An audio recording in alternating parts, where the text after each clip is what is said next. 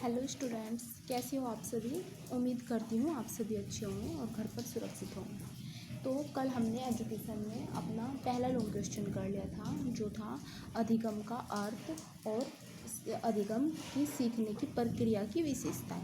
तो अब हमारा जो सेकंड क्वेश्चन है वो है E.L. थॉर्नडाइक द्वारा किए गए प्रयोग को लिखिए और उनकी सहायता से प्रयास और त्रुटि द्वारा सीखने का विवेचन कीजिए।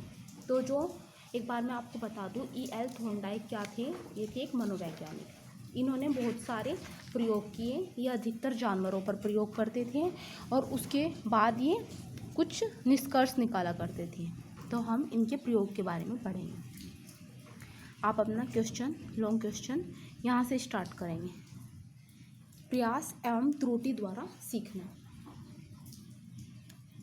सीखने की एक सामान्य विधि प्रयास एवं त्रुटि द्वारा सीखना भी है। प्रयास मतलब कि किसी चीज़ का लगातार क्या करना, उस पर प्रयास करते रहना, और गलती से सीखना। त्रुटि मतलब एरर, गलती से सीखना भी है। इस सिद्धांत के प्रवर्तक प्रसिद्ध मनोवैज्ञानिक थॉर्नडाइक है।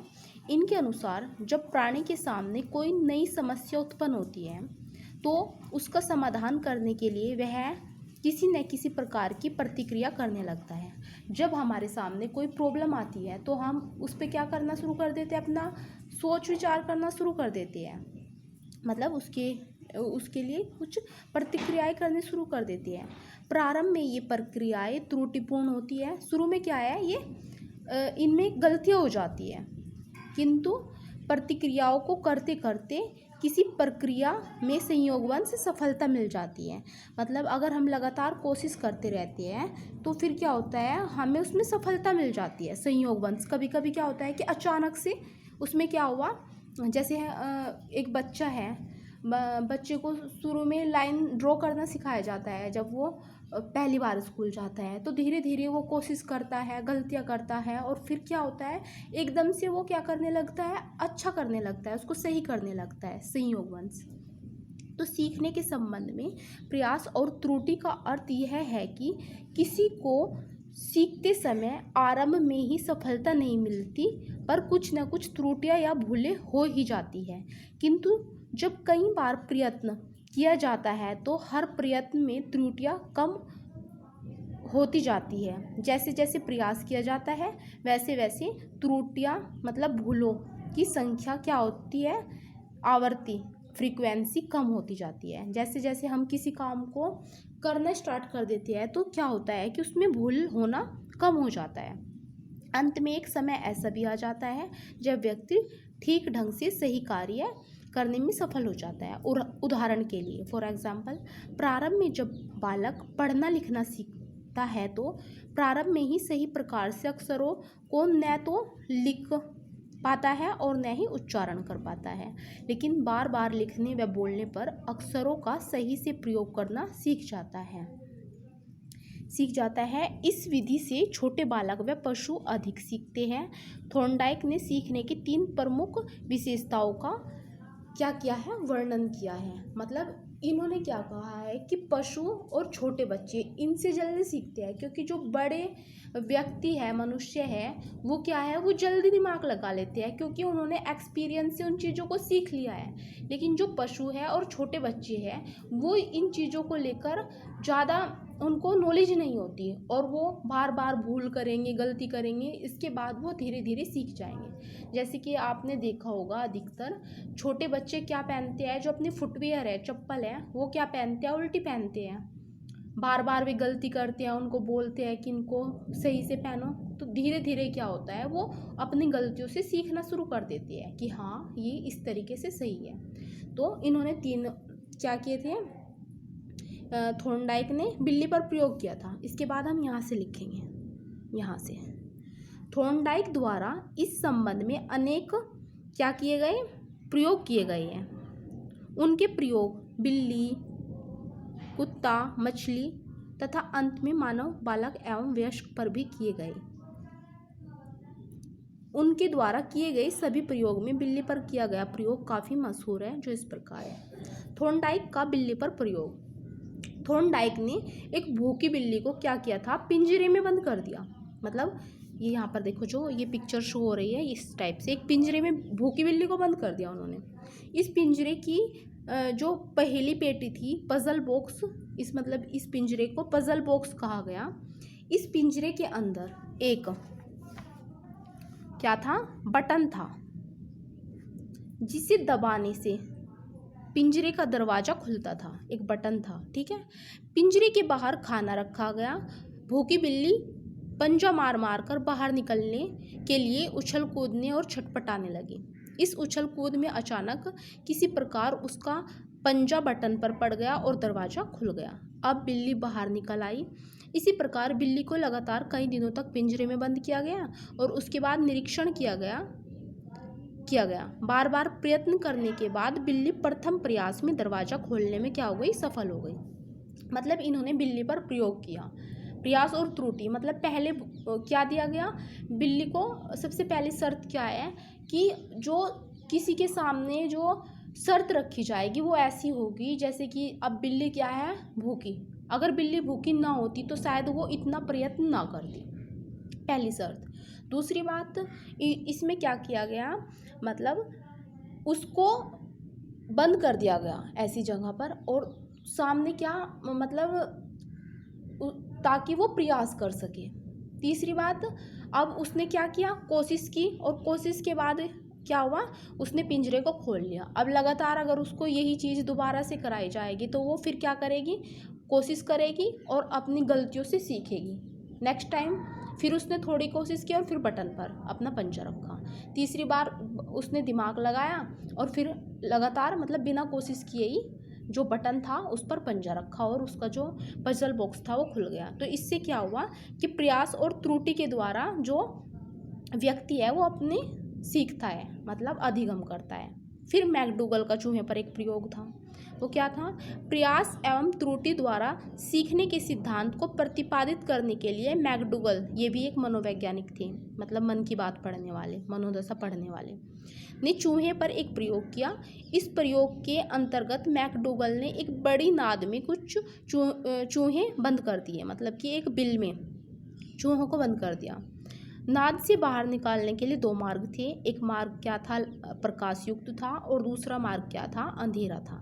दूसरे मार्ग में व्यवस्था इस प्रकार की गई कि प्रकाशयुक्त मार्ग से गुजरने पर बिजली का झटका लगने के कारण वे झटका लगता था और अंधेरे मार्ग पर नहीं। प्रत्येक बार पहले तो चूहे प्रकाश वाले मार्ग की ओर बढ़ते थे, लेकिन झटका लगने के कारण वे लौटकर अंधेरे वाले मार्ग की ओर जाते थे। अंत में उन्होंने प्रथम बार ही अंधेरे मार्ग को चुना और वे बाहर निकल आए। इस प्रकार बार बार कोशिश करने पर और भूल द्वारा वे सही मार्ग से निकलना सीख गए। मतलब मैकडूगल ने क्या किया, चूहों को बंद कर दिया एक बिल में, बहुत सारों को। तो दो रास्ते थे, एक में थी लाइट और दूसरे में थी अंधेरा। तो सबसे पहले तो कोई भी हो वो क्या चुनेगा, वो लाइट वाला मार्ग चुनेगा। जैसे बिल्ली को भूख थी तो उसके लिए वो ज़रूरी था, तो इसीलिए चूहों को क्या ज़रूरी था, लाइट वाला मार्ग दिखाई दिया तो उन्होंने सोचा कि हम यहाँ से निकल लेंगे। लेकिन वहाँ पर क्या था, बिजली का झटका था, तो वो उधर उनको झटका लगता था, और जो दूसरे वाला मार्ग था वो था अंधेरे वाला मार्ग, लेकिन उस पर कोई भी बिजली का करंट नहीं था। तो फिर उन्होंने अपना दिमाग लगाना शुरू किया। उन्होंने वे उस रास्ते से ना जाकर लाइट वाले रास्ते से वो अंधेरे वाले रास्ते से जाना उन्होंने शुरू कर दिया। तो ये क्या है, उन्होंने कोशिश की और कोशिश के बाद उनसे कुछ गलतियाँ हुई, त्रुटियाँ हुई, और उससे उन्होंने क्या किया, सीखा। तो ये क्या है, प्रयास व त्रुटि द्वारा सीखना। इसमें पहला प्रयोग आप थॉर्नडाइक का लिखोगे और दूसरा आप लिखोगे मैकडूगल का। इसके बाद उपयुक्त प्रयोगों के अध्ययन से स्पष्ट होता है कि प्रयास व भूल द्वारा सीखना निम्नलिखित अवस्थाओं में होता है। लेकिन प्रयास और भूल के द्वारा हम तब सीख पाएंगे जब कुछ कंडीशंस होंगी, जैसे कि नवीन परिस्थितियाँ। ये नहीं कि बार बार आप, इन्होंने जैसे चूहे पर और बिल्ली पर प्रयोग किया, लगातार 3-4 दिन प्रयोग किया तो वो कुछ नया सीख पाए। अगर वो अब बस यही करेंगे और उनको कोई नया चैलेंज नहीं देंगे तो वो कुछ नया नहीं सीखेंगे। तो सेम यहाँ पर है कि सीखने की प्रक्रिया के लिए ऐसी नवीन परिस्थितियों का होना आवश्यक है जो समस्या मूलक हो तथा जिसका समाधान पहले से ज्ञात ना हो। जैसे कि चूहे को पहले से नहीं पता था कि जो अंधकार वाला रास्ता है उस पर क्या है, वो सही है और बिल्ली को नहीं पता था कि इसमें बटन है, क्योंकि फिर उसने तभी तो कोशिश की ना, तो उनको पता ना हो और उनके सामने नवीन परिस्थिति रखी जाए। दूसरा है लक्ष्य। लक्ष्य जैसे कि बिल्ली के सामने क्या लक्ष्य था, अपनी भूख को ख़त्म करने के लिए जो बाहर भोजन था वो, और अगर बिल्ली भूखी ना होती और बाहर भोजन ना होता, उनके सामने कोई लक्ष्य ना होता, तो उसको कोई ज़रूरत ही नहीं थी पिंजरे से बाहर निकलने की और शायद वो इतना एफर्ट ना करती। तो इस विधि द्वारा सीखने में लक्ष्य का बहुत महत्व होता है। लक्ष्य सामने होने पर ही मनुष्य या पशु उसे पाने के लिए विभिन्न प्रकार की प्रक्रियाएं या क्रियाएं करता है। मानसिक स्थिति।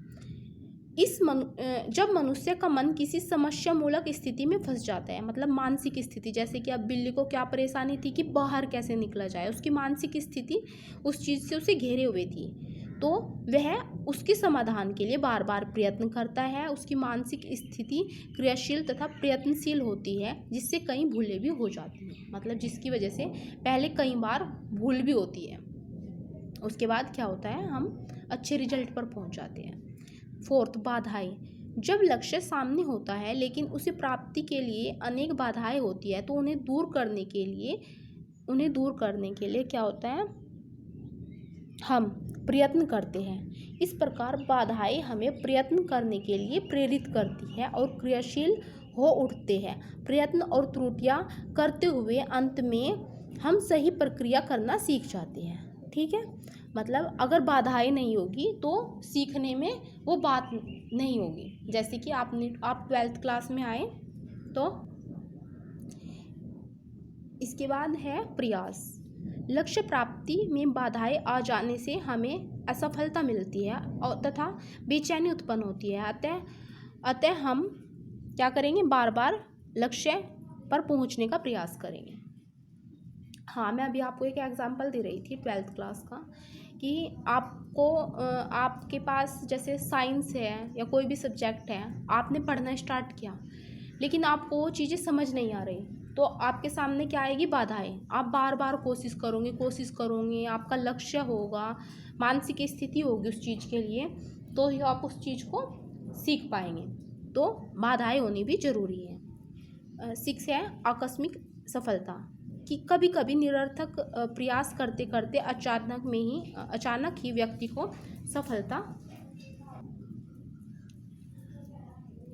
को अचानक सफलता मिल जाती है। मतलब कि अचानक से कभी कभी हम ऐसे कोई निरर्थक प्रयास कर रहे हैं, लगातार हम कोई कोशिश कर रहे हैं और उसके बाद हमें अचानक से क्या मिल जाती है, सफलता। जैसे कि बिल्ली का एकदम से बटन पर क्या रखा गया, पंजा रखा गया, तो वो होती है आकस्मिक सफलता। इसके बाद उचित समाधान।